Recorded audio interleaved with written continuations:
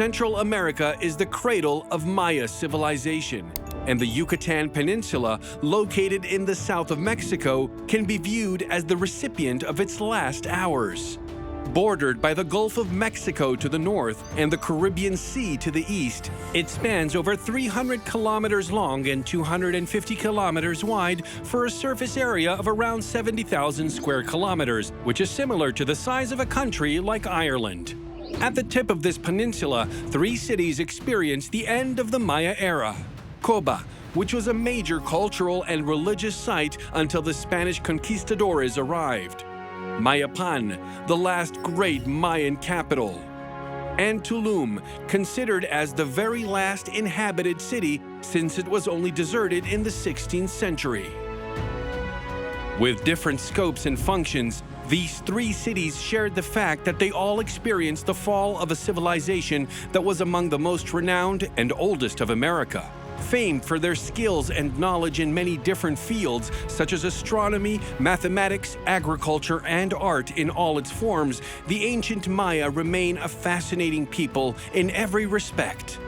The field of Maya archaeology continues to capture the public as well as academic interest, primarily because it was one of the most literate civilizations in the New World, with their own writing system. Les Mayas du postclassique écrivaient des livres, ce qu'on appelle les codex. Les codex, malheureusement, ils ont pour leur immense majorité disparu. Un des éléments qui, au contraire, nous est parvenu, c'est l'architecture. Ce sont les ruines des cités, c'est l'agencement des édifices qui permettent, dans une certaine mesure, d'analyser l'évolution politique, l'évolution démographique, l'évolution économique des sociétés mayas au cours des derniers siècles, en fait, de la période précolombienne. The Maya era lasted around 3,500 years, divided into 3 great periods. The first period, known as the pre-classic one, which spreads from 2000 BC to 250 AD, when the Maya population became sedentary and founded their first great cities around 1000 BC. The second period of time is the so-called Classic era, the apex of the Maya civilization. It spans from 250 to 900 AD and saw the imposing cities like Tikal and Palenque rise and disappear.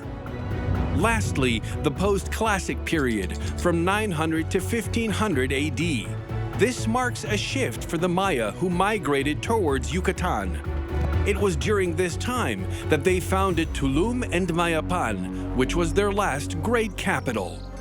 The Maya were a people of builders, craftsmen, and merchants, but above all, farmers. Throughout their history, they chose to settle on land where maize farming was favored by fertile land and regular rainfall. This is how, until the Classic period, the Maya settled on a territory that spanned over the current countries of Guatemala, Honduras, El Salvador, Belize, and Mexico.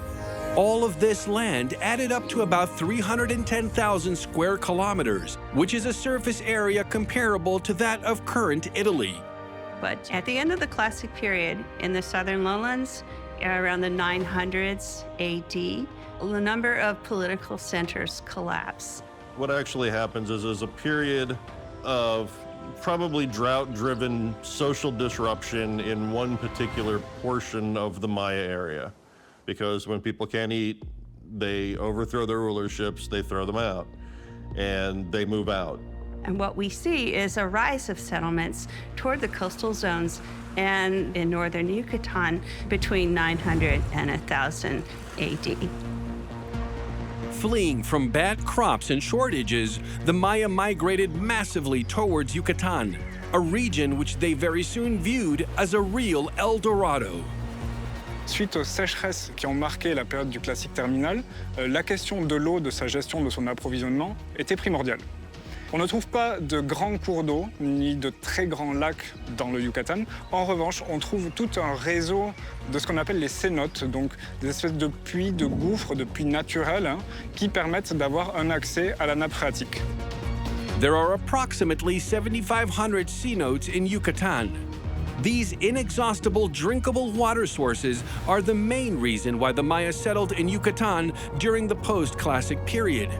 On this vast peninsula, the ultimate traces of the Maya era remain today, vestiges of the last inhabited cities, like Koba, Mayapan, and Tulum. Situated on the east coast of the Yucatan Peninsula, 130 kilometers to the south of Cancun, Tulum is an unmissable archaeological site today for tourists from all over the world. Its closeness to the sea has made it famous, both nowadays and during the post-classic Maya period. C'est le troisième site plus visité de Mexique. Teotihuacan, Chichen Itza et Tulum. Cette situation sur une falaise qui domine les eaux turquoises de la mer des Caraïbes, c'est un peu une carte postale pour nous. Mais au-delà de cette image de carte postale, Tulum, c'est aussi un site d'une immense importance économique en réalité, puisque c'est l'accès à la mer et à l'ensemble du réseau commercial côtier pour les sites de l'intérieur des terres. Perched at 12 meters of altitude on its impressive white limestone cliff, the heart of the city of Tulum is laid out on a rectangular space of 380 meters from north to south and 170 meters from east to west. Its total surface area is a little less than 65,000 square meters, the equivalent to 8 soccer fields. Alors c'est un site modeste, mais une de ses particularités, c'est la longévité, la durée de son occupation. C'est une des dernières cités mayas occupées. Elle est de fait occupée bien après que les Espagnols mettent le pied sur la péninsule du Yucatan. Indeed, Tulum was only abandoned at the end of the 16th century.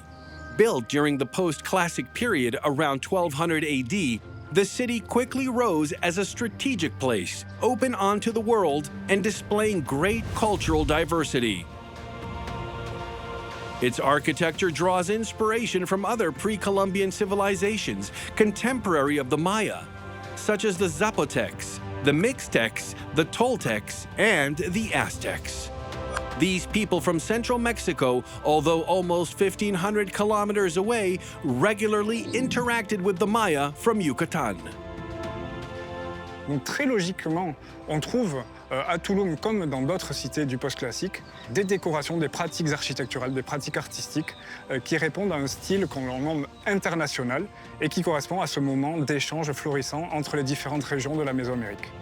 Among the architectural codes shared with the Toltecs, for instance, we can see in Tulum many alcoves decorated with bas-relief, or these so-called serpentine columns that highlight the entrance to the main temple. The influence on the architecture of Tulum is certainly part of an interaction sphere, this wide world of commerce and exchange, of ideology, of elite traders communicating with one another. They were outward looking.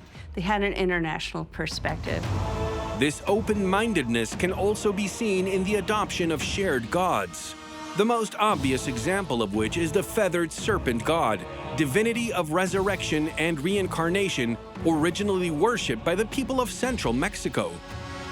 The Maya made it their creator god, going by the name of Kukulkan. But the choice of adopting a so-called international religion also concealed a more materialistic goal. Le culte de ce serpent à plumes, il va pouvoir être partagé par des gens d'horizons très lointains, très différents les uns des autres. Et c'est ce qui va contribuer à la facilité des échanges commerciaux, des différents échanges peut-être matrimoniaux, à la communication en tout cas entre les différentes régions de la Mésoamérique. The port of Tulum was a hub for trade by the sea. For the great cities located inland, this was the gateway for goods, such as ceramics, jade, and obsidian, a volcanic rock essential to produce stone tools. In exchange, the Yucatan Maya exported their salt, cocoa, and honey. Before reaching Tulum, all of these goods were painstakingly transported by men on their backs along paved stone tracks typical of Maya architecture, called sacbeob. All over Yucatan, these paved roads formed a huge network that connected the great Maya cities between one another. Tulum was one of the final destinations of these terrestrial tradeways that crossed the territory inland. From this port, the goods then traveled by sea towards the north or the south to join the coastal cities of the Gulf of Mexico or those of the Central American Plateau. These maritime ways enabled cities separated by enemy regions and tribes to trade without having to go through hostile territories. And I think what is the biggest benefit to coastal trade is that you can simply move much, much heavier burdens by water, by canoe. You could move much larger loads of goods, much larger distances for less labor investment, and faster. As such, Tulum was an essential strategic ally for the great Maya cities in Yucatan. In that respect, the city was very quickly considered as a true fortress of tradesmen. Tulum, qu'est-ce que ça veut dire? La ville protégée par une muraille. Lum, c'est la terre. Et Tul, c'est protection de cette morceau de terre, voilà. Tulum is one of the few fortified Maya cities. To protect the main buildings of the city, all gathered inside a 65,000 square meter quadrilateral. A gigantic stone wall was built around it. Its walls were 3 meters thick and about 6 meters tall. They only spanned across 3 sides of the quadrilateral, the fourth wall of the fortress being the limestone cliff that towered at 12 meters high, creating a natural wall on the seaside. All along the fortification, there was a rampart wall and what seemed to be watchtowers. The wall at Tulum restricts access to the central precinct where the elites lived. And this was probably its primary goal. But there certainly would have been probably guards and controlled entry ports. If there are markets that are taking place inside that central precinct, one way that you can tax goods that are being distributed through that market system is to be able to control the movement of those goods through the various gates and as a checkpoint. So these walls are complicated. They have a lot of potential functions. To go through this wall, rare openings were created in the fortification. These were decorated with particular vaults known as corbelled ones, more commonly known as false arches. La voûte en encorbellement, c'est véritablement un des marqueurs typiques de l'architecture maya. On ne le retrouve pas seulement dans les entrées de Tulum, mais également dans l'immense majorité des constructions mayas. If people are talking about sort of a false vault versus a true vault, the distinction is the corbelled arch versus the rounded Roman-style arch.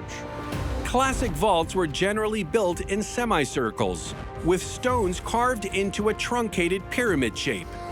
This layout allowed the weight of the construction to be redirected towards the adjacent walls. The vault thus ensured great stability to the edifice it supported. Maya vaults, corbelled arches, did not have this semicircle shape. They were built with blocks of stone stacked on top of each other and slightly shifted, so that the top foundation was systematically overhanging over the lower base. The assembly was simpler as they didn't use wooden supports to withhold the edifice. At the top, one last flat stone rested on both piles that grew closer together, thus creating the final cover.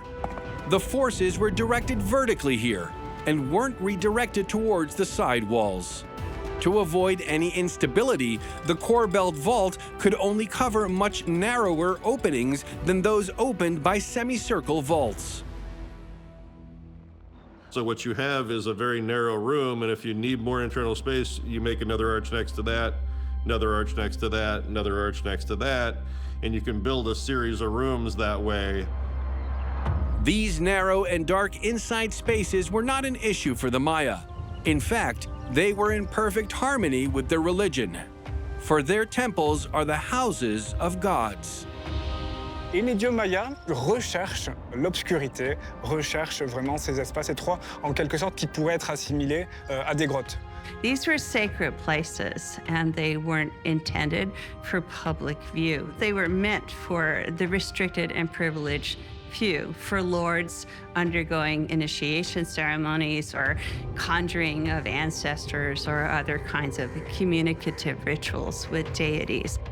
Maya temples display relatively modest and narrow interior designs. This applies to the main building in Tulum, El Castillo. The temple positioned at the top contains only 2 confined vaulted rooms, 2 little dormers at the back of the building, and 3 openings on the facade separated by 2 columns. From the outside, El Castillo remains monumental, culminating at 24 meters above the Caribbean Sea. Le Castillo, qui est l'édifice emblématique de Tulum et qui est d'ailleurs en cours de restauration à l'heure actuelle, c'est l'édifice religieux principal de la cité.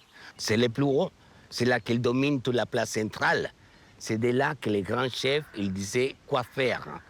Qui est-ce qu'on va sacrifier, à qui est-ce qu'on ne va pas sacrifier. Et tout ça, c'est ça la fonction du temple. Grand endroit pour mettre les personnes importantes de cette petite ville. El Castillo also served as a landmark for Maya navigators who wanted to gain access to the harbor of Tulum.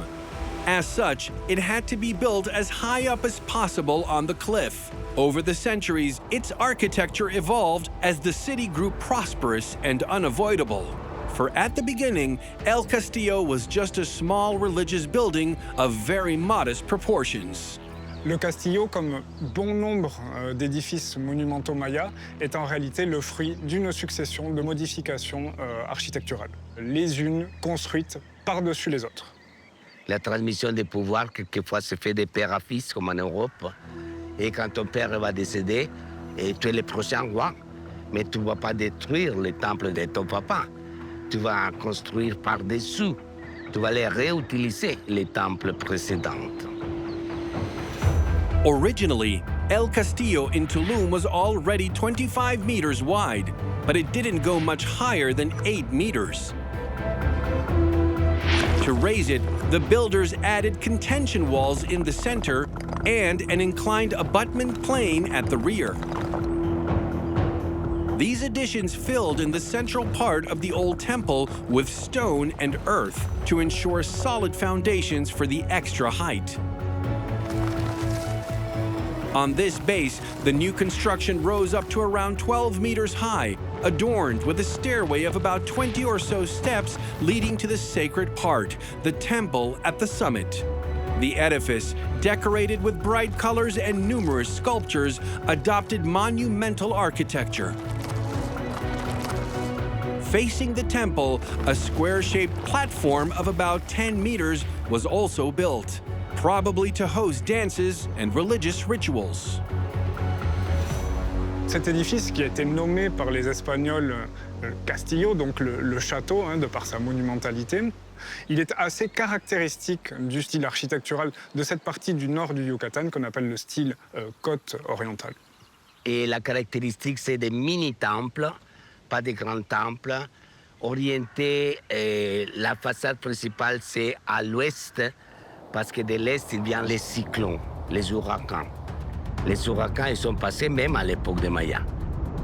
Due to this sometimes hostile coastal climate, edifices were often positioned with their backs to the sea, with only a few openings on the eastern facade. Another characteristic of the East Coast style is its particular aesthetics. Many walls were intentionally inclined towards the outside, giving the building a trapezoid shape, whose flat roofs were decorated with alcoves, sculptures, and moldings. The East Coast also really embraced the mural tradition. So it's another frustrating thing about the East Coast centers is that the murals have not survived well in the tropical environment, but they would have been resplendently painted and decorated. If Tulum displays a rather sober style, it is probably because the city was not really a center of power, but a fishing port and a city of merchants above all. Its style contrasts sharply with the one found inland. In the central part of the peninsula, the great political capitals used architecture to display their power. In Mayapan, for example, a monument characterizes in itself the ambition of the city. This is the Pyramid of Kukulkan. With its square base of around 30 meters on each side, it towers up to 15 meters high, which is the equivalent of a 5-floor building. In 1150 AD, the Maya founded a new capital around this majestic edifice, whose political system contrasted radically with the previous periods. And the goal of the Mayapan elites are to form essentially a confederacy where they are bringing the elites from sites all over the Yucatan Peninsula. You can think of it as a council of rulers who were themselves kings in their own city-states. Et ce bâtiment à colonnade devant lequel je me trouve, eh bien, c'est justement le siège de ce gouvernement. Et il y a différents aspects dans cet édifice qui nous le montrent. Il y a d'abord ce plan avec cette banquette en C, tout à fait caractéristique de ces structures du conseil, de ces lieux de pouvoir collectif. Il y a également les ornements en bas-relief. On peut encore observer ici, par exemple, deux jambes qui appartenaient probablement à un des portraits d'un des dirigeants qui siégeait dans ce conseil. We also have a mat symbol woven into the bench that runs the length of the council house. And the mat symbol is a symbol of Maya royalty, of Maya rulership. This collegial government made the cult of the feathered serpent god persist. The Great Pyramid is a temple devoted to Kukulkan. Kukulkan was associated with prosperity and jewels and wealth, so merchants loved him, and he was conceived of as a founder of many Maya political centers throughout Mesoamerica, and so he's a hero. The Temple of Kukulkan is not a revolution of Maya architecture or of its dimensions, but it bears testimony to the skills of Maya builders. Here, they used building processes proper to their civilization, which allowed them to erect pyramids up to several dozen meters in record timing. La première chose qu'il faut avoir pour faire la construction de ça, c'est la motivation et beaucoup de travailleurs. Beaucoup de travailleurs. Political lords had subjects who owed them corvée service or obligatory service as a form of taxation. Chaque famille devait fournir un ouvrier chaque année pour participer à la construction monumentale. Et c'est ainsi qu'il était possible de construire une pyramide telle que le temple de Kukulkan en l'espace de quelques saisons de travail, probablement en moins de 5 ans. The workforce, often led by priests, was colossal. The workmen extracted and carved the limestone, highly abundant in Yucatan, with simple tools made in obsidian or flint, two very sharp rocks. These blocks of limestone, some of which weighed around 50 kilos, were transported to the work sites in the simplest possible way. In the Maya area, there were no large beasts of burden. They didn't have cattle or horses or anything like that.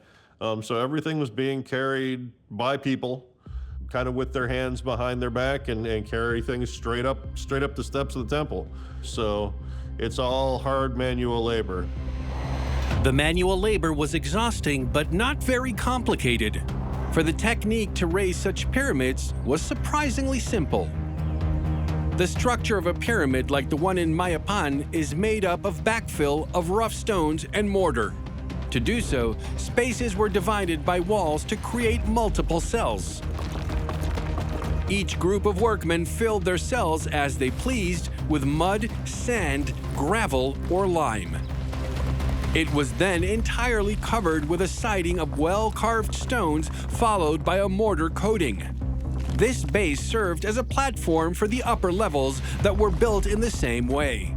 Once the edifice was finished, it was covered in whitewash to give it a smooth aspect and make it waterproof.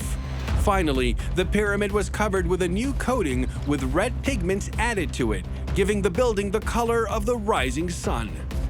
L'intention de ça, c'est de te dire, regarde mon temple, c'est immense. Ma ville, c'est beaucoup plus importante que la tienne. Et quand tu es en bas et tu le regardes, tu te sens comme une fourmi. En vérité, tu vois, c'est immense. For the Maya, building such a pyramid was also a way to get closer to the gods with whom they wanted to get in contact. In fact, this obsession with the relationship between the heavens and the earth was a very strong influence on the layouts of edifices. One of the things that the ancient Maya are best known for is their work as astronomers. They clearly spent literally generations, hundreds of years observing the night sky and understanding that certain objects in the night sky occurred on regular cycles. They predicted eclipse cycles. They were very concerned with movement of planetary bodies, and how this translates into architectural alignments is an interesting question that archaeoastronomers have identified. At Mayapan, one major way you see this is that the Temple of Kukulkan is oriented in such a way that at the winter and summer solstice, you get a shadow cast by the corner of the pyramid that runs down the balustrade of the main staircase and forms what looks like a serpent moving down the stairs over time. This phenomenon clearly marked a privileged moment of connection with the gods. Maya priests studied astronomy for religious reasons, orienting temples in such a way as to make them offerings to the deities supposed to protect them and bring them prosperity. But studying the stars didn't only have this ritual goal. De fait, de nombreux bâtiments construits par les Mayas sont orientés de telle façon que lorsque le soleil se lève ou bien se couche dans leur axe, cela marque une date importante du calendrier agricole. Et encore une fois, rappelons que les Mayas sont une civilisation d'agriculteurs et dès lors, la maîtrise des calendriers agricoles est absolument fondamentale, c'est une question de survie. The Maya managed to decipher the natural cycles of the Earth thanks to a thorough study of the celestial vault. They were then able to make up a disconcertingly precise calendar. In effect, it is composed of two main calendars that make up the calendar wheel. The first one is the religious calendar called Tzolkin. It is made up of a wheel with 20 names of days associated with a wheel of 13 numbers.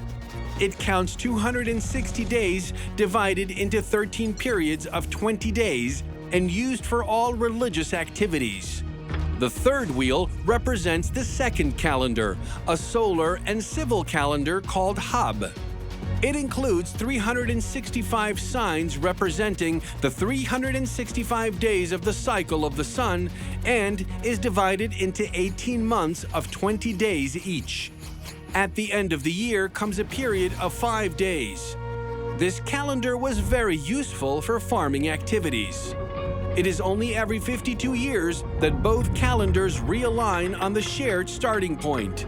The Maya called this period of 52 years the cycle of the Pleiades. Je ne sais pas si vous savez, mais les Mayas ils sont inventés les calendriers parfaits.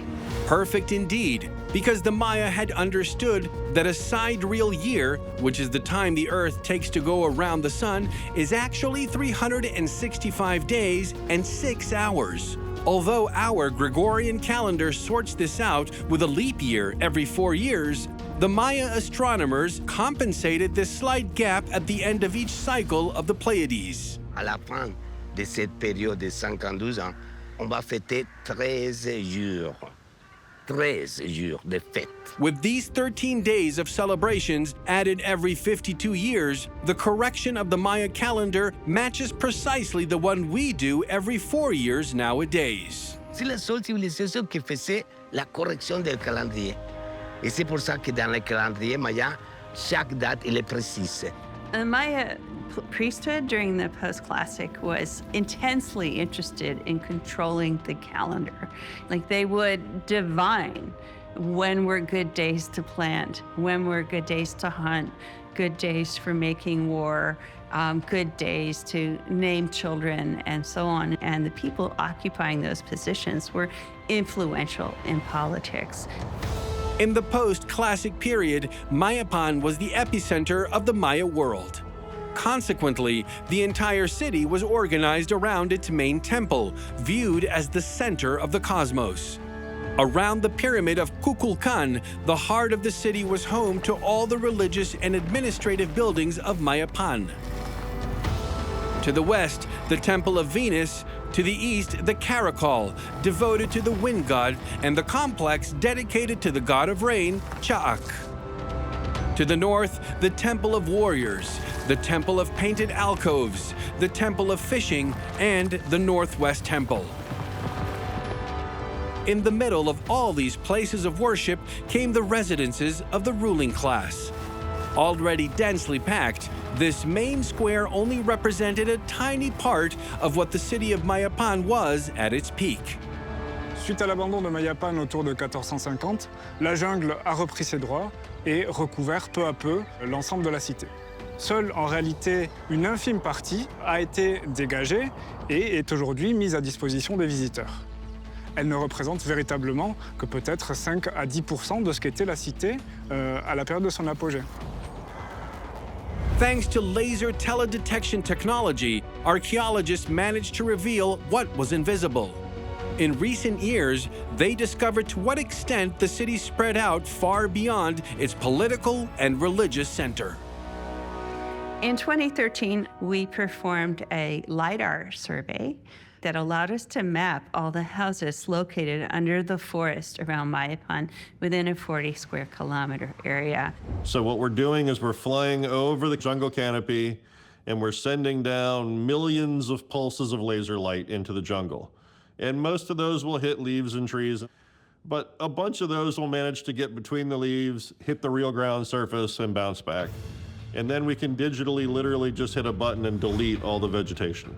And all you see is what's at that bare ground surface.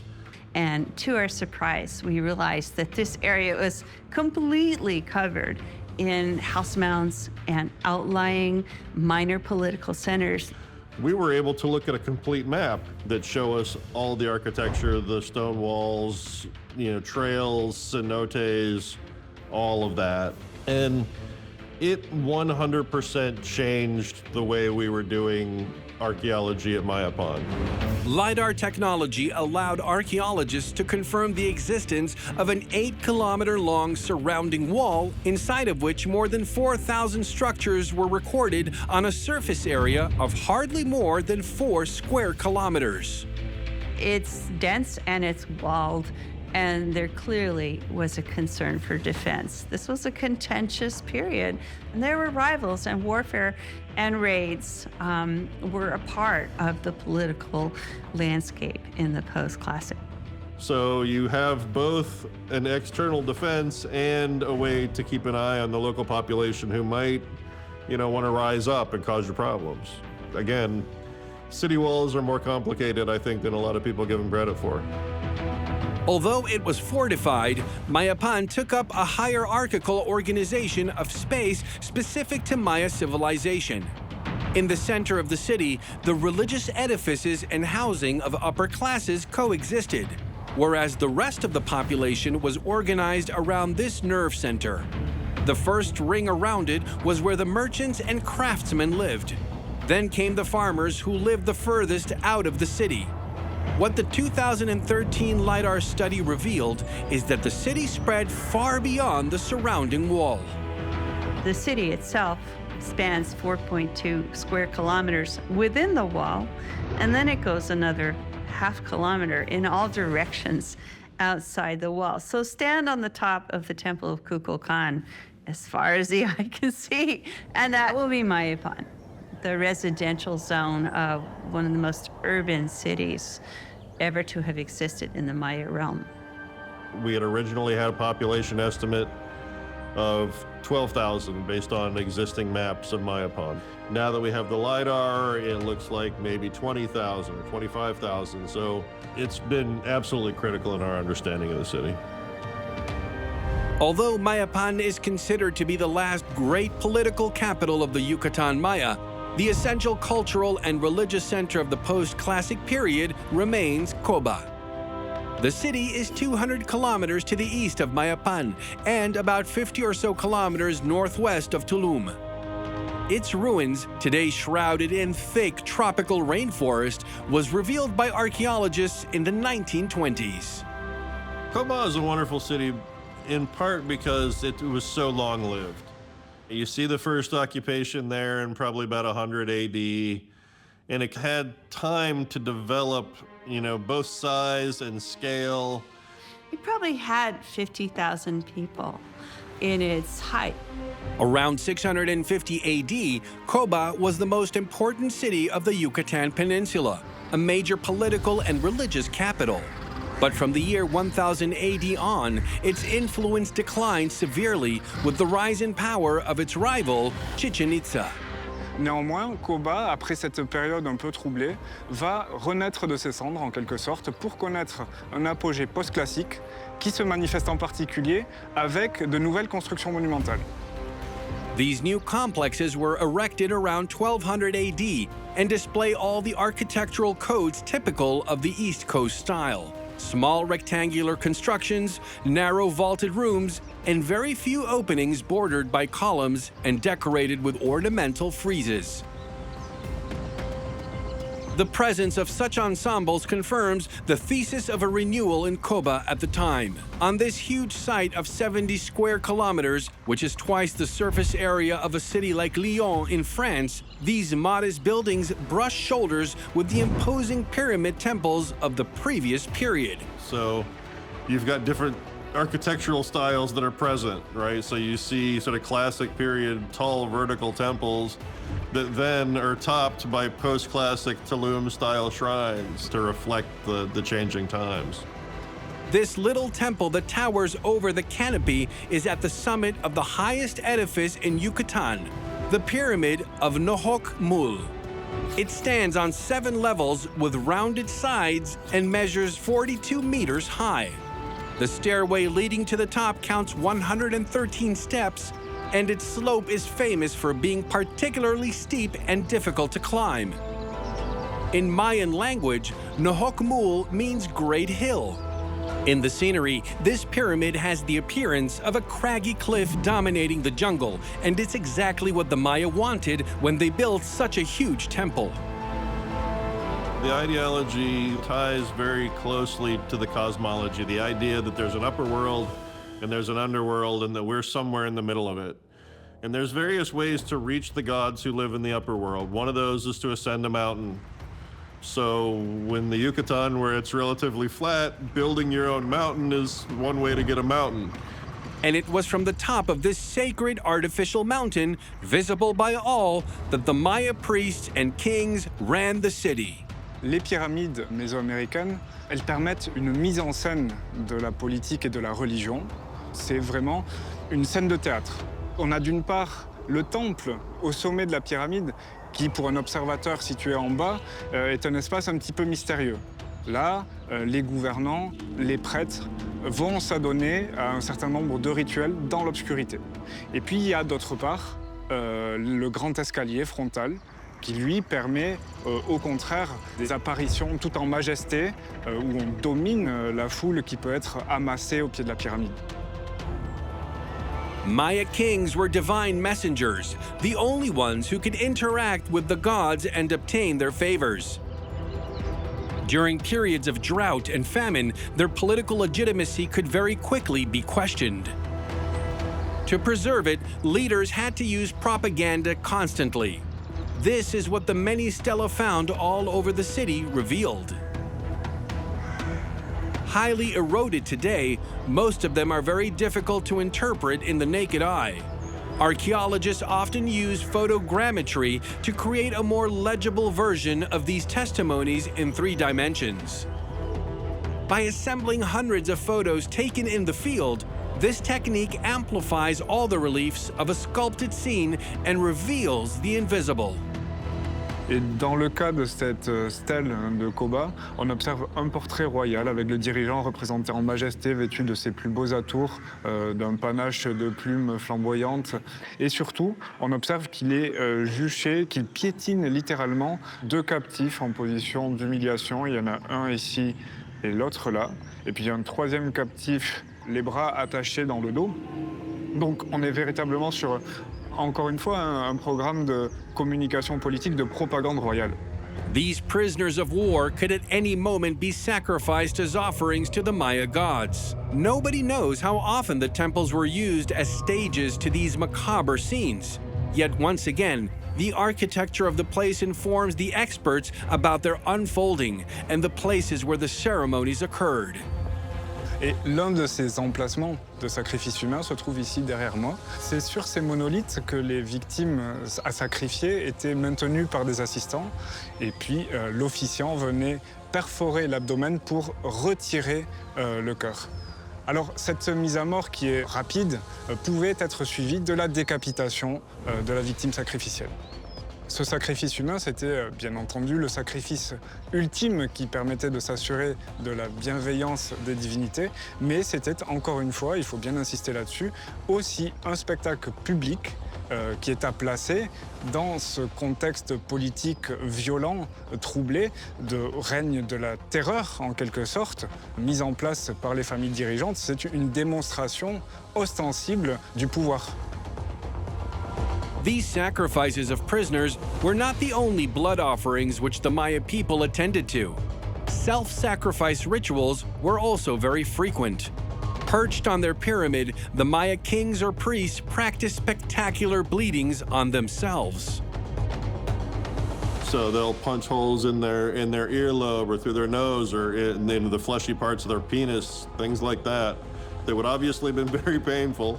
So it was a real commitment on the part of the elites as well. And that royal blood was categorically different than commoner blood. These blood offerings were directly connected to the myth of rebirth, and their goal was to ensure fertile crops for the people. As proof, this bas-relief represents a decapitated victim from which a long plant is growing, loaded with fruit and flowers. The victim bears all the attributes of a Maya pelota player. This traditional ball game, widespread in Mesoamerica, took place on courts built in stone, some of which are still almost intact today. In the one in Koba, a stone skull marks the center of the playing area.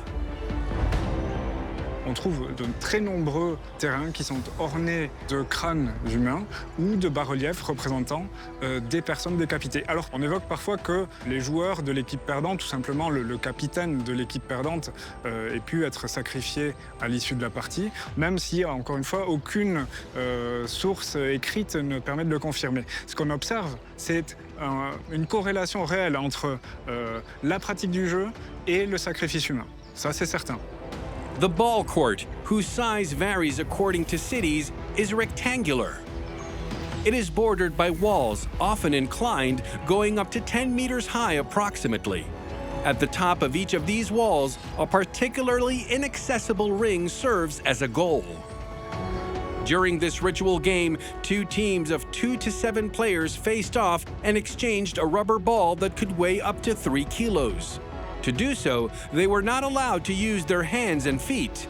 The contact area seemed to be the hip. Il s'agissait très probablement, un peu à l'instar du tennis ou du volleyball, de pousser son adversaire à la faute, soit en l'empêchant de renvoyer la balle, soit en le forçant à renvoyer la balle hors des limites du terrain. Many of the ball courts have large ball court rings. So it seems like if the ball went through the ring, you automatically won. It was a one-off situation. It wasn't like they were scoring points by repeatedly getting the ball through the ring. If it got up there, that was a good sign that the gods were pleased with you and that was it. You were done. Surely ball players would have been heroes who sacrificed themselves. So there was probably a gladiatorial aspect. There needed to have been a winner, and the price needed to be the ultimate price. The people watched these battles from the top of the stands, above the players. In the representation of the universe as the Maya conceived it, the ball-playing court constituted a passage towards the world of the dead. Its rounded shape and the presence of sculptures of skulls and supernatural beings in the construction leave no doubt for the experts. It's definitely an access point to the underworld, a cleft in the earth so that you are going down to the realm of the Lords of Death. This underworld was not considered to be like the hell that some other religions envision. In this respect, the Maya people were not afraid of it. They saw it as both the place where water comes from, a source of life, but also the place where their deceased ancestors lived. The Maya devoted a highly particular cult to caves and cenotes, the natural geological formations found abundantly in the area. When you see the formations, the stalactites, the stalagmites, when you see the flow stones, especially if you imagine them being lit by torchlight and campfires, It's the kind of place when you think, well, where would the gods live? And you've been down there, that's a pretty good choice. They're so impressive and they're so intimidating that it makes absolute sense to me as a researcher why the Maya consider them sacred and important. Although the end of the Maya era is often attributed to the Spanish conquest, the historical truth is a little more complex. On October 12, 1492, Christopher Columbus first set foot on the American continent. But it wasn't until March 1517 that the Spanish reached the Yucatan Peninsula. When they reached Maya land, they found a civilization that was already declining. Power was no longer centralized in Mayapan, which had already been deserted for several decades. Mayapan collapsed around 1450 AD as a result of political revolt led by members of its internal council. So the Confederacy dissolved, and at this point, every lord went back to their home territory. Une grande partie de la population part s'installer dans d'autres cités nouvellement créées, mais aucune n'atteindra jamais l'ampleur, le degré de contrôle qu'avait Mayapan sur l'ensemble de la région. On peut dire que c'est la dernière capitale de la péninsule de Yucatan. When the Spanish conquistadors invaded the areas inland, the great Koba was also unoccupied. Tulum, however, remained inhabited until 1544, when the Spanish spread their conquest to the northeast of the peninsula. Thousands of Maya were killed or forced to flee the cities they had founded. Never again would they build cities like Tulum. The heyday of the Yucatan Maya ends here, in this small harbor city that managed to survive over the years and eras to become the last city of the Maya era. However, this great civilization is still very much alive today. Et quand une personne me dit c'est vrai que les Mayas sont disparus, la réponse est non. Il y a entre Guatemala, Belize, Honduras, un peu Salvador, environ de 14 millions de Mayas encore, avec les ADN Maya. Ils parlent Maya, ils pratiquent leur religion. C'est une résistance culturelle. It's an incredibly resilient culture. They've been through severe droughts and things over the years to the point where entire cities have fallen and new ones have been formed. And they always have found a way to reorganize, to adapt, and to survive. For anthropologists and archaeologists alike, the investigation work is only just beginning. Nous sommes encore très loin d'avoir tout compris à la civilisation maya. Même après des siècles et des siècles d'exploration, des décennies de fouilles archéologiques sur des dizaines de sites, on a encore énormément de questions auxquelles répondre. Of the sites that exist, we've probably found 5%. Of the sites that we've found, we've only excavated 5%. And as the technology advances, there are constant new discoveries being made in the Maya area, and really it's a fascinating place to work, and we're going to be learning more about the ancient Maya for many years to come. Tulum, Mayapan, Koba. These three cities were the home to the last moments of the apex of this civilization that is as fascinating as it is mysterious. The architectural and cultural testimony that they leave is a synthesis of the beliefs, knowledge, and skills of the Maya people. The achievement of around 4,000 years of existence and evolution in the Central American forest. If the Maya haven't totally disappeared today, it's also thanks to the longevity of these vestiges of limestone, whose beauty is universal and eternal.